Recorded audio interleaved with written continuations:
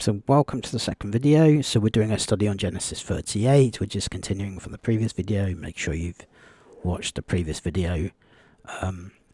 Like I said at the beginning of the first, this journey is like a path, and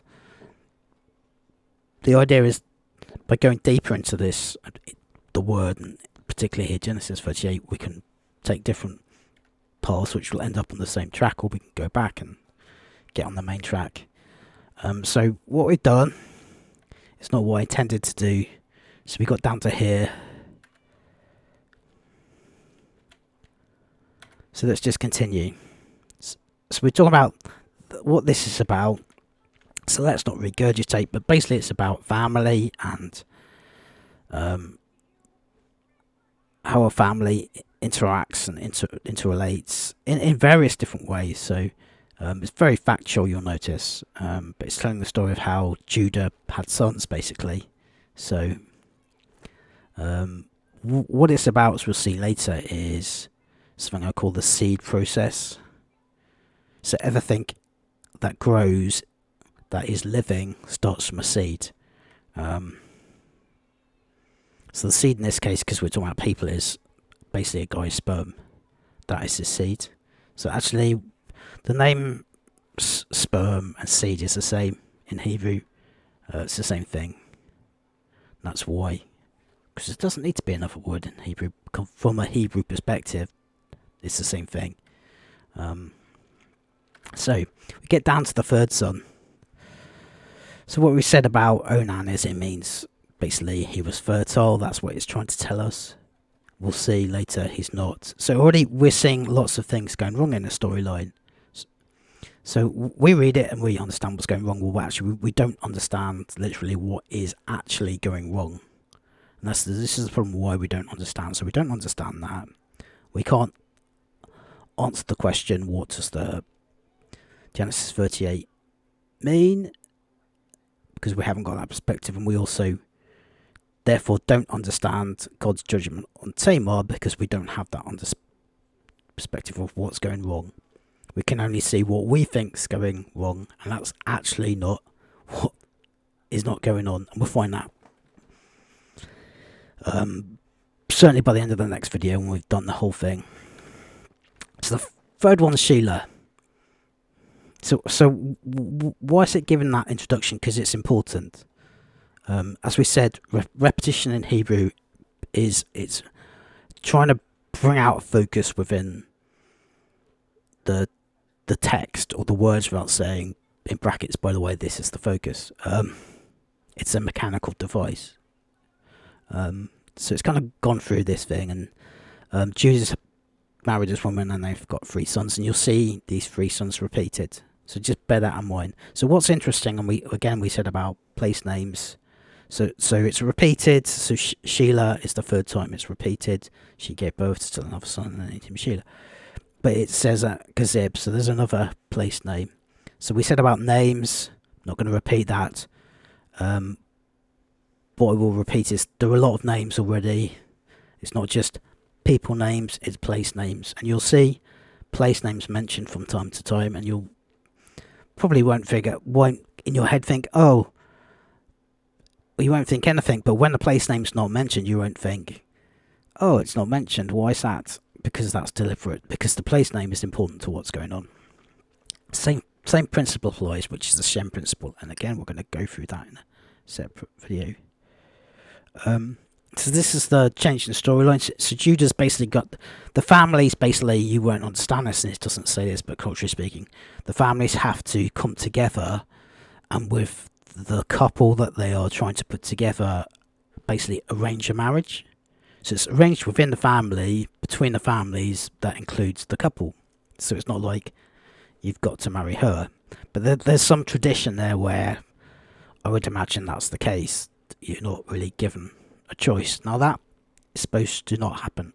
I'm going to just take another sip of coffee. Sorry if you heard that.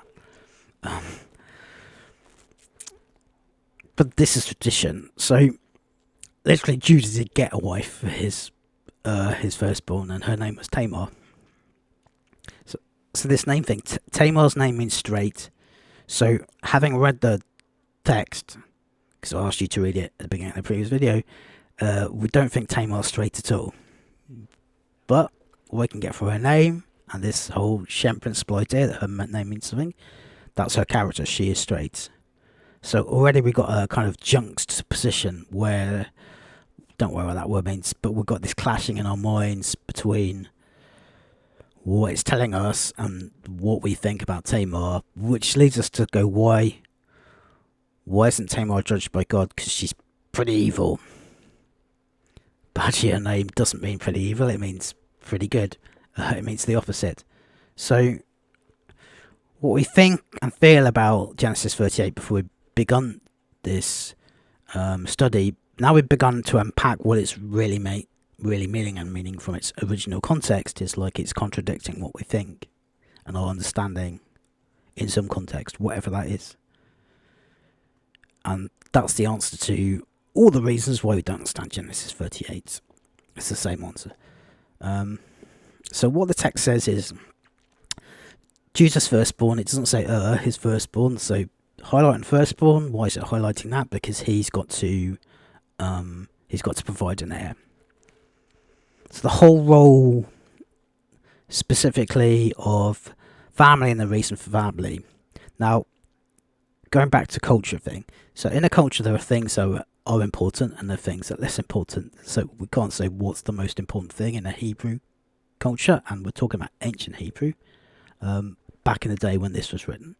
But certainly up there in the top 2 or 3 would have been family exists to reciprocate the family, i.e. to produce children to continue the line. So why is that important? So it's important culturally, but significantly in the Bible, it's the line of Messiah, which we'll see later when we get to the New Testament and read the lineage of Jesus. That Jesus has in his lineage, because obviously Jesus is the Lion of Judah. What does that mean? He goes back to Tamar. He goes back to Judah. What's that highlighting? Well, where in a line did he go back to Judah? Who did Judah have a firstborn son with? Well, this woman, and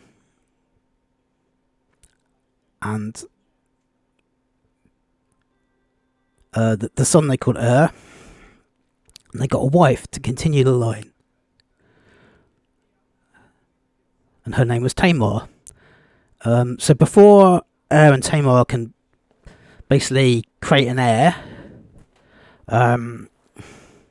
I don't know what you went to. If you went to Bridgerton, you'd kind of understand some of the cultural context of the importance of having a firstborn in societies, but this is like mega important. This is when I talk about important things in culture, this is your reason for being and existing. Now, if we go back to Hebrew as a whole thing, actually, what's Hebrew trying to do? It's trying to explain the purpose of something, the reason why it exists in the first place. There are lots and lots of things I could talk to you about that, but I'm not going to, because we're not talking about that. But it is a very important thing, existence and purpose. So the purpose of this is to create an heir, but they don't. So already we're like, the whole idea and purpose of all these people is being put into question. And it's literally being put into question for several reasons. One, practically, is like, if there's no heir, then the whole family line dies. Practically speaking, it's just dead. The family line doesn't continue. Spiritually speaking, this is the family line of Jesus, as we said. So the whole family lineage and the whole seed that goes back from Jesus to here is being put into doubt. And I'll talk about that practically speaking. It's the cancelling of the line. So this is why it's important. So we add to the whole cultural context. Obviously, there's this thing called, well, it's just a word, but obligation. So the firstborn has an obligation to the family. The woman that marries into the family has an obligation to the family, which is related but slightly different, which is to provide an heir for the family. So we bring obligation into what's happening. And this is part of the reasoning of what's going on, which isn't deeply explained. It doesn't need to be at all. So why doesn't it need to be explained? Because it's Hebrew, written for Hebrews, and they understand their own culture. So it doesn't need to highlight what we're talking. So what we're talking about in this context is something called levirate marriage. Now that's a Latin term that I think means, it comes from two words. So lev means love, and the alphabet irate or irate or something. It comes from the word brother. Anyway, supposedly it comes from two words, the two words love and brother. So this is how you love your brother after he dies. You have to basically adopt. It doesn't say that, but you adopt your dead brother's wife as your wife. So it's a whole cultural thing, and it's an obligation. So what we see is hasn't carried out his obligation, and now he's died. There is no heir. There's no firstborn from the firstborn, and it always comes from the firstborn. If we go back to that as an idea, the Bible obviously, the seed doesn't always come from the firstborn. Although that's the idea, principle. So actually, the Bible actually butts against the principle sometimes. But anyway, he dies because basically God doesn't like what he's doing. So we said Onan means vigorous, and that means basically he's fertile. He produces strong seed. Same, different words, same meaning. So this is what Judah says to Onan, because he's the secondborn. Sleep with your brother's wife and fulfill your duty as a brother-in-law to raise up offspring for your brother. So already we've seen there's a lot going on that's not commentated on. Now when something goes on to something deeper, we obviously think, it's, even to us culturally, it's like, that's obviously being commentated on. So this is a very important thing in the context of the whole meaning of the whole chapter. And it's this idea about levirate marriage. And this idea that the family has to produce an heir, and the heir comes from the firstborn. Within the tradition, we'll look at it later at some point in a video or part of another video. But it's pretty basic, and the basic idea is that actually that kid, if you provide it, is called by the brother's name, and it belongs to the brother. You've just given your child into the world on behalf of your brother, and that's his. So you're kind of raising up a kid on behalf of your brother. This is what this says. I mean, it spells it out. So that cultural thing we talked about, where we miss it, we don't actually miss it, but we might not necessarily understand exactly what's going on. So Onan's duty now, his obligation, we use that word, is sacrificial one. But the problem is, Onan is selfish. So going back to what I've just said, it doesn't say why the previous guy died. It just said God didn't like him, didn't like what he was doing, so he killed him. So it's context. So again, it might seem weird if we think about it, but actually we're not thinking about it, probably. And even if we are, it's weird, but we kind of miss that. So why is it not saying? Because it's not important to the story. That's a very big difference between Eastern ways of thinking and Western ways of thinking, because we want to tell all the facts. This is trying to want to tell all the facts, but the fact is what's going on in the meaning, and that fact's not important to the meaning, so it's not mentioned. So it's a massive difference between when we read something from one perspective to another. So just bear that in mind. So again, it states what's going on in Onan's mind. So he knows the child's not his. So whenever they're basically having sex, before he basically pops the semen into her womb, so to speak, he spills his semen on the ground to keep from providing offspring for his brother. So he's totally failing in his obligation. Let's just look at where we are. So we're 40 minutes in. Good. So guess what's going to happen to him? Yeah, he's going to die also. So this woman's now twice widowed. And the only reason we know she's widowed is not because God kills them, but the reason God kills them is that they all have obligations in this family situation, and it relates to seed. This is the underlying thing. this is why it's this whole principle, if we read it and think about it, it's so graphic. So if we wanted to tell a story, it would not be graphic at all, and this is like really graphic. You know exactly what's going on. So it puts it politely, but still, the picture's not really that polite in our mind. It's certainly more taboo than it is polite, which is probably why we don't talk about it, because we don't talk about it because it's taboo. And I'm talking about sex here. It doesn't get discussed, and because it doesn't get discussed, we don't know what it means, which is the reason the Bible has no taboos of anything. It just says what it thinks it wants to. It just says what it thinks. What it says, it says. And it's very black and white with it. So some of the meaning of what it's trying to get out like this is a bit deeper. But anyway. So we've got this whole thing going on. So let's quickly review. So it's about seed. So when I say seed, think in terms of the meaning within the storyline and its metaphor, both practically and spiritually. And the obligations in the family between particularly the men in the family and the woman in the family. So the woman is meeting her obligation, the man is not.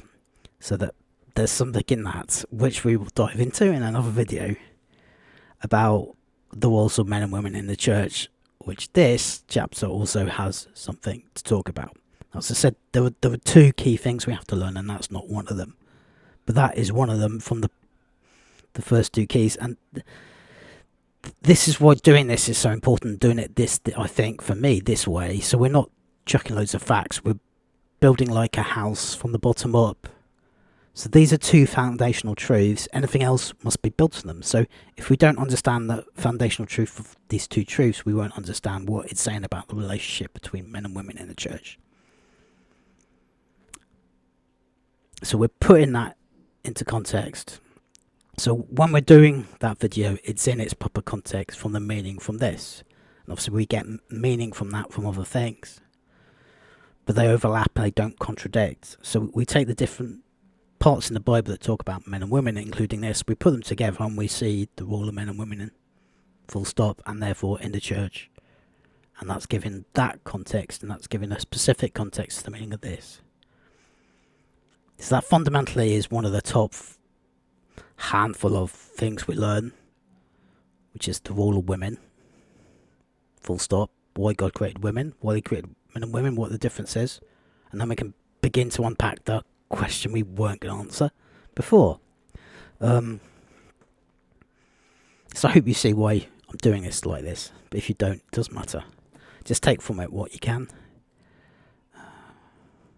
So ground, if we were to unpack that, which we will, what do you think that word ground relates to in the context of the storyline? So just think about it. Think about what's going on and the metaphor.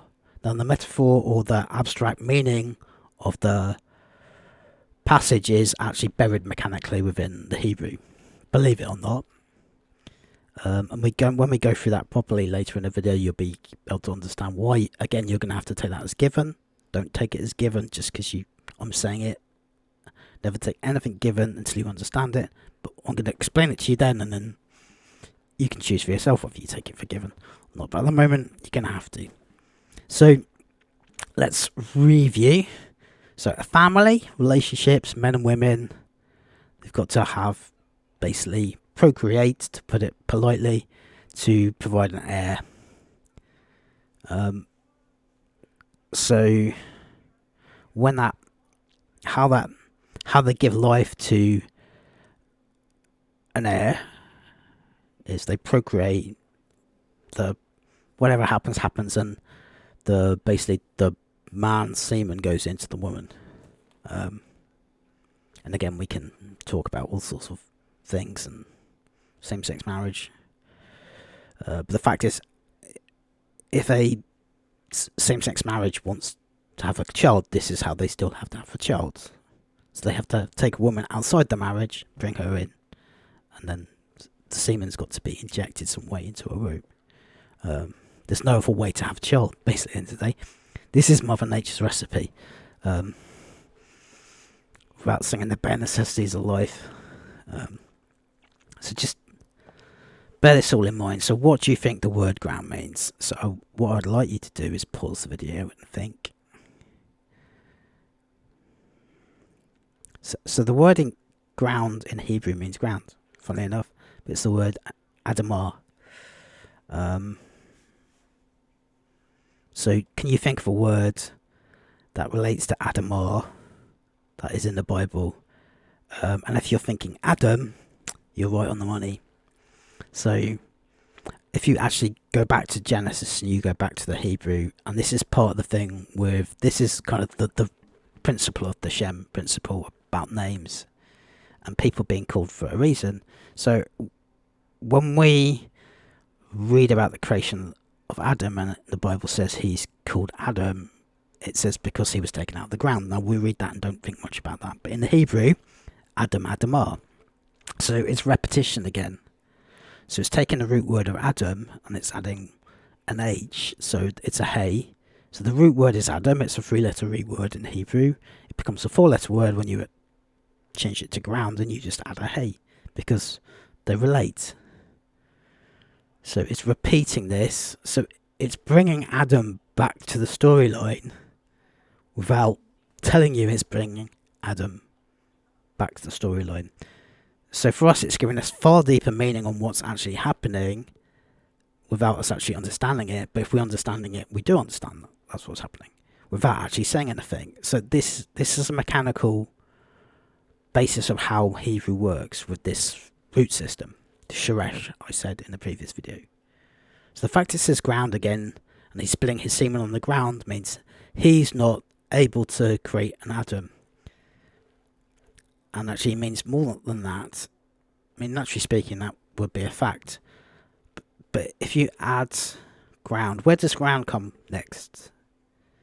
To Adam, it's talking about purpose and stuff, and it's talking about what God created Adam for. And then we get to Cain and Abel. What happens? Cain kills Abel. Where does his blood go? So his blood in Hebrew is a specific word, which I won't tell you what it is. Yes, I will, actually. Why not? Why don't I tell you? Why am I going to tell you? Because where do you think it comes from? It comes from Adam.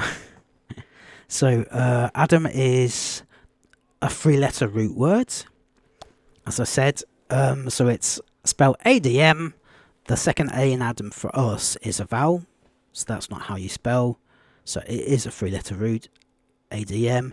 That in Hebrew is Aleph, A, Dalet, D, Mem, M. So the word dam means blood. So not only have you got how ground's related to Adam, but how Adam is related to blood, and therefore how ground's related to blood. And the principle and the process of how Adam is created is he's created out of the ground for a purpose.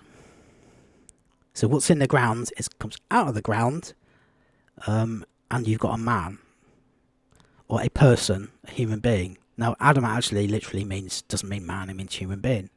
So when it says the man in the English, it quite often says ha-adam, which means the Adam. Now, it doesn't mean man, it means the person, the human being. It means collectively male and female. And why does it mean that? Because before Eve came out of Adam, she was in Adam. So Adam's really neither male or female, but that's another storyline. It's another conversation, and it's a very deep conversation to think, what was Adam before Eve was pulled out of it? So points, I guess, I'm going to give you things to think about. I'm not necessarily giving you that to think about, but it's something very fascinating to actually think about. What was Adam like, and who was he, sexually speaking, in his first incarnation, before he had his rib taken out? What does that mean? So, believe it or not, the Bible doesn't specifically explain that, so it's not important. But it is an interesting concept. So, the fact Cain kills Abel, and Abel's blood is on the ground, so it comes Abel comes out of the ground and goes back to the ground without his purpose being fulfilled. So that's why God did what he did and punished Cain. We won't go over the storyline, but we kind of understand it to a certain degree anyway. That's the reason for the punishment. The reason for the punishment of Onan, why God kills him, is exactly the same. And how do we know that? Because it says he spilt his semen on the ground. Now, we don't necessarily understand what it's saying, but in the Hebrew, that's what it's saying. So we go back in the Bible to where things are mentioned. So ground's mentioned here. So the first time ground is mentioned is when God creates Adam. So that's a principle of unpacking meaning from the Bible, which is mechanical again, and is actually built into the Hebrew. So again, what's going on here? It's about seed and how an obligation, both within family, practically and physically speaking, and how the purpose for anything is to give life to anything by reproducing itself. And then actually what you do is you get into the scientific idea. So the scientific idea, which we won't go into, which is another thing, we'll probably do it in another video, interesting enough. What does the science say? The science says that within a man's sperm is DNA, and that DNA is code, and it replicates itself. And actually in the whole human nature, anything living replicates itself.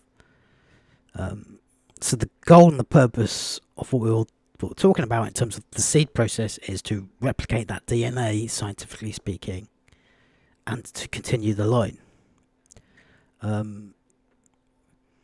So why does God think what Onan does is so wicked? Well, because of this.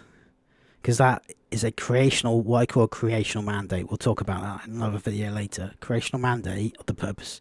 So it's mandated within creation itself.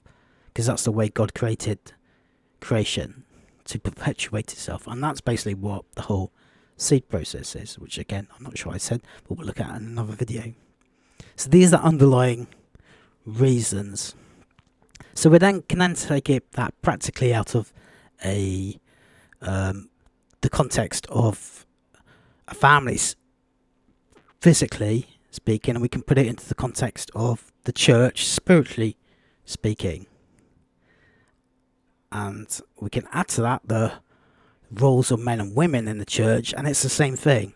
So these principles are applied in different ways. It's a very simple idea, but it's very difficult, I guess, for some people to get their heads around. But the same principle applies. Why? Because that's the way God created the world. So these principles apply beyond just people and the storyline within the people, and that's the meaning we're taking out. So we go back to the role of people in the storyline from their names and what they're obligated to do. And we're understanding something about the judgment of God in all the people in the storyline, and why God judges all the men, but he doesn't judge the woman Tamar in the family. And it's to do with this.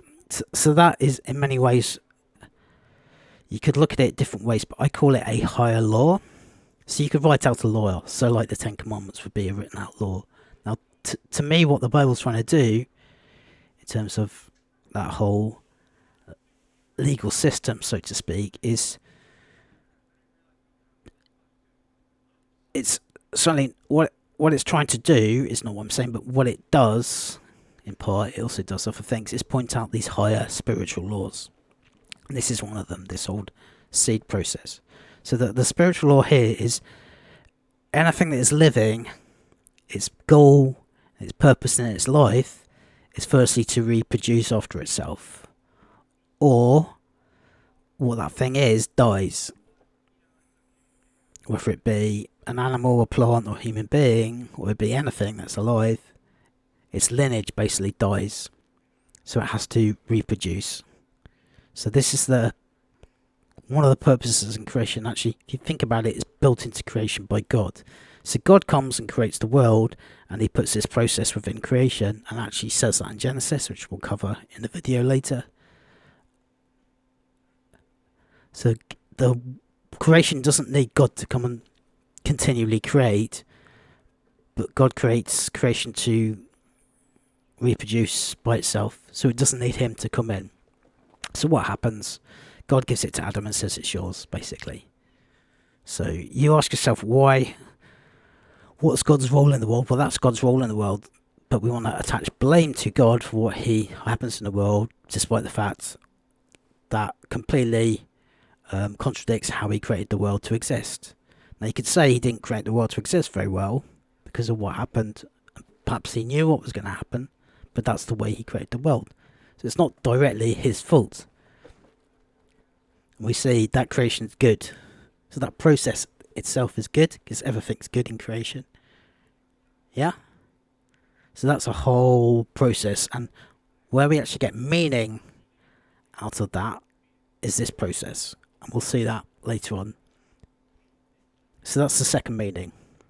Okay, the first thing is why God doesn't judge Tamar, and the second thing is we get this spiritual concept of reproduction, or something reproducing after itself. And again, that can both be practically and physically speaking, or it can be spiritual. So if you want to put that concept into something else, that's meaning, what's the goal of leaders in the church is to reproduce Jesus after themselves. And that's what Ephesians 4 basically says. If you read the whole thing, that's what it says. So where does Paul get the principle? He gets it from this. So understanding this means we unpack the New Testament a whole lot more, and we understand actually the origins from what Paul is saying. Now, Paul might have got that idea from somewhere else,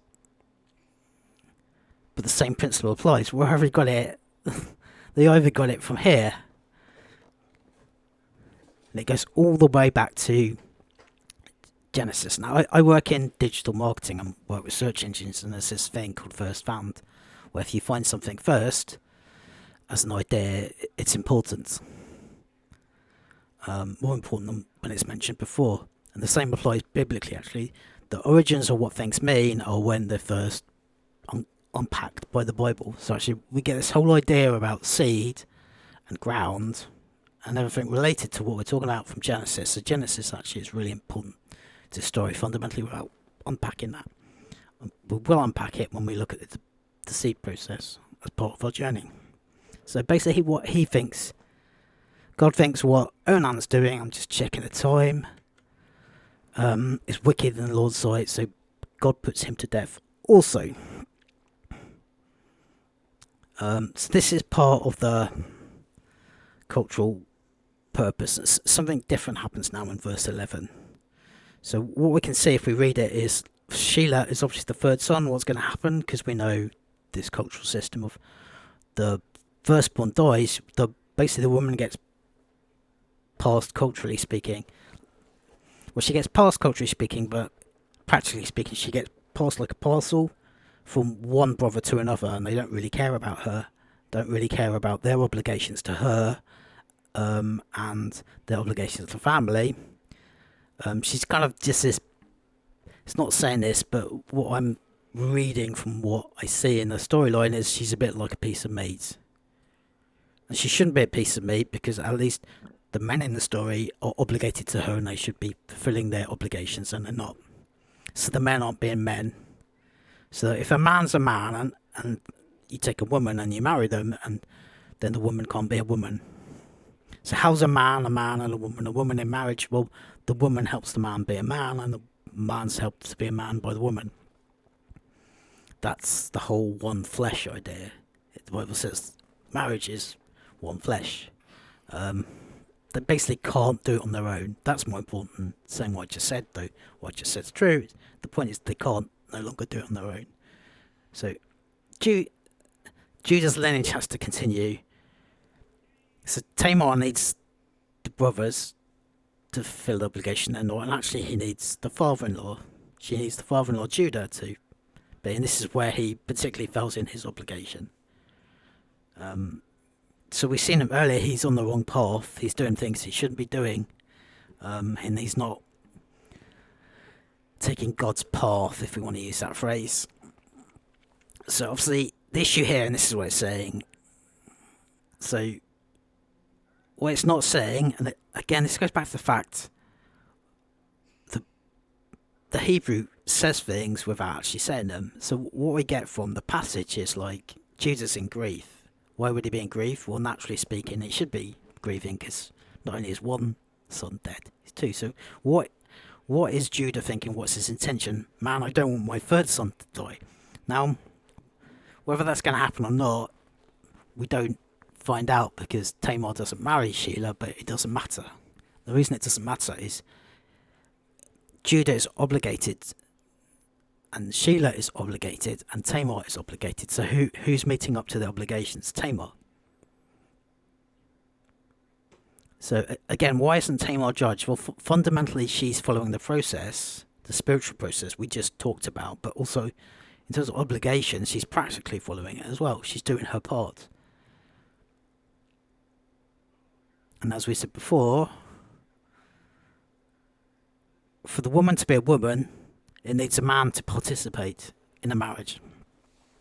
And for a woman to be a woman in the family, it needs all the men who are obligated to the woman to participate, for the family to work. What if that doesn't happen? You have no seed. So there are always higher obligations than just what you want. So what Judah wants at this moment is he's primarily he's interested in one thing. He doesn't want Shelah to die. So he tells Tamar to kind of go off. He sends her back to her house. There's something in that. What you should read from that is what you're reading from that, which is obligations. He's obligated to her because she's now part of his house. He's supposed to look after her. But he's sending her back to her own house of her own family, like she's not in his family, which isn't true. He is. So it kind of says all that. Gives her so obviously he's not going to let Shelah marry, and the context behind all of what's happening is Shelah's obviously not too old enough to get married to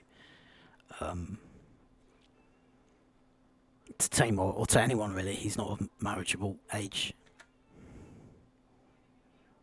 So Judah's in this grieving process, and now his wife dies, so he's obviously going to grieve more. And it actually says that when Judah had recovered from his grief, so he's starting to function properly now. Certainly his emotions must have been all over the place. Again, the text doesn't say this, but it's just natural. When a text isn't saying anything, what's naturally happening? How would you naturally feel if you were in that situation?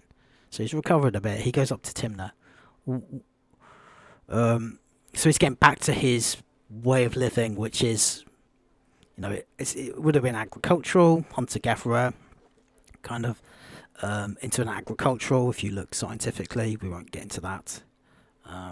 Let's just look at the time. So we're getting on a bit. So let's kind of try and wrap this bit up at the end here.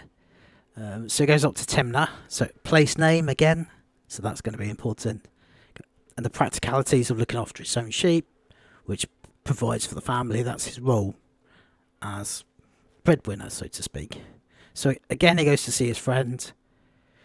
So Tamar finds about this. Again, what we said at the beginning was Judah's on a journey. He's going somewhere. We know where he's gone from. Here again, he's going from A to B, so to speak. So when Tamar hears about this and what her father-in-law is doing, her intention is to intercept him on that journey. Why? Because of this scene obligation idea. So she actually, this is the bit we don't understand. So this is why she should be judged, because she basically dresses up as a prostitute. Her role in life, she's back with her father's family. That's not what should have happened.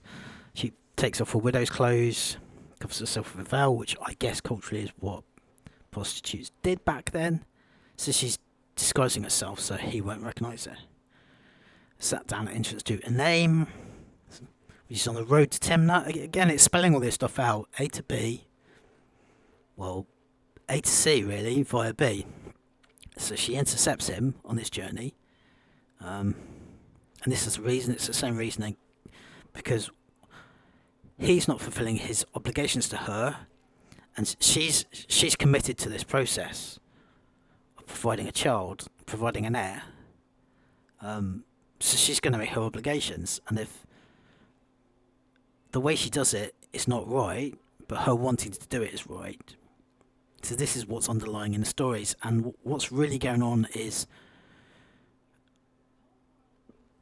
perceiving what's right and wrong, and there's a difference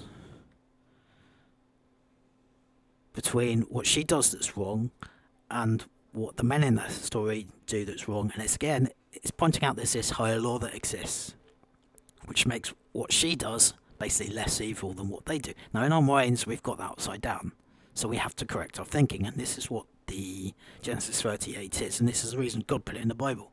So we read this and we correct our thinking and we align it more to God's will. And that's the point of the Bible. That's why we read the Bible. And again, this is why we're getting deeper into this stuff. So this is what's going on. This is what we don't really understand, and I hope you get the whole thing now. So she's a name, again, that's going to be meaning in that. And this unpacks this all. So basically, he passes her by. Yeah, you're a prostitute. I want to have sex with you. Naturally, pay me. Okay, I'll give you a young goat. That's not enough. Give me something as a pledge until you send it. So she's wanting more from him. Why? It's obvious. It should be obvious now. We don't really need to talk about it. We don't need to talk about pledges. So what does he actually give her, which is of value to her? Well, what she wants from him, which are symbols of who he is, his identity, and his role within society, including being a father, including being a leader. That he's from this family. He's one of what ends up to be the 12 tribes of Israel. So he gives, they agree to swap that. I'll give you these pledges, and then I'll send you a goat, and I get the pledges back. So they have sex. And guess what? She gets pregnant. So Judah sends his mate. So it doesn't mention his name, but we know who he is. Who are the levirate? So he wants his pledge back. He wants his pledge back from Tamar. Just think about that. Again, we're to the point now where we've unpacked so much we don't need to unpack anymore. It should be clear what the meaning is. So he goes to look her, says, well, where's the prostitute? And they're kind of probably laughing a bit. But anyway, they whether they're laughing or not doesn't really matter. They said, well, what are you talking about? So he has to go back to Judah and says, I didn't find her. And it all gets a bit embarrassing. He uses the word laughing stock.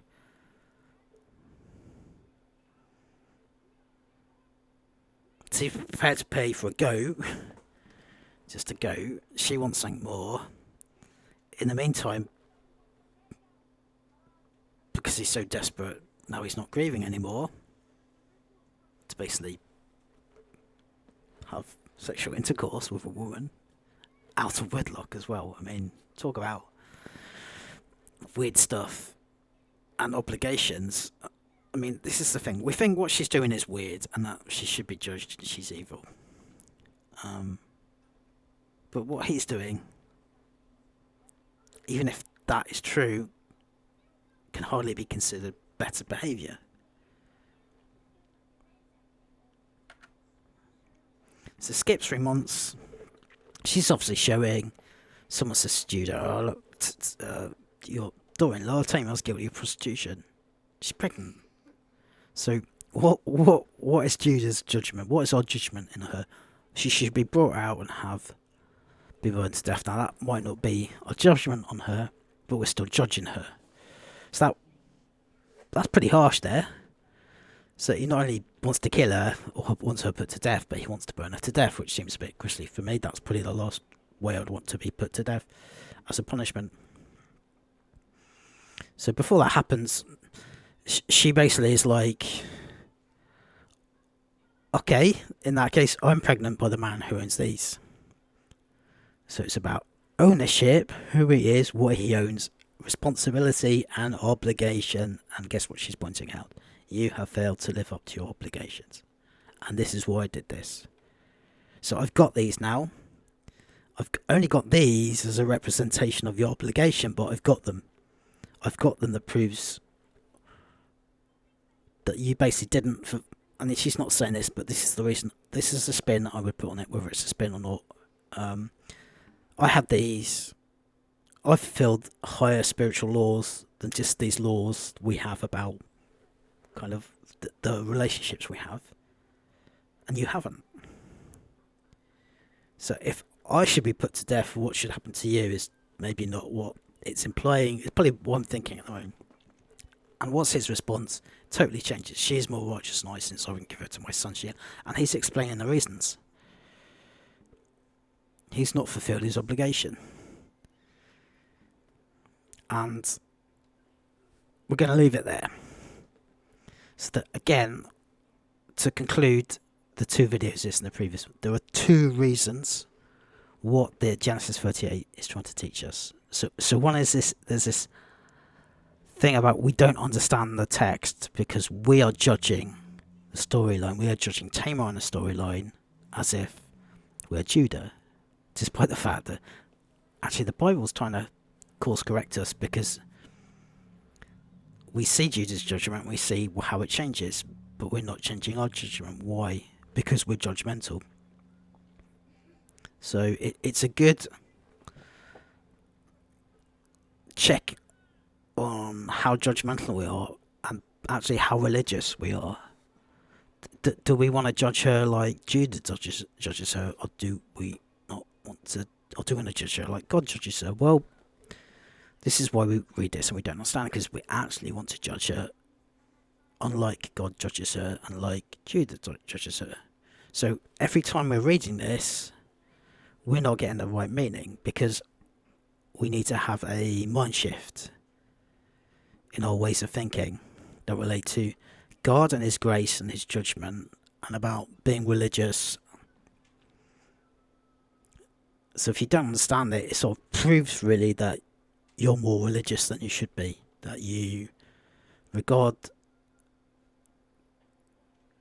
man's laws as higher than God's spiritual laws, and or you don't understand those properly. And that's the meaning. So take that. That's a lot to unpack, and actually unpack and think about for your own life.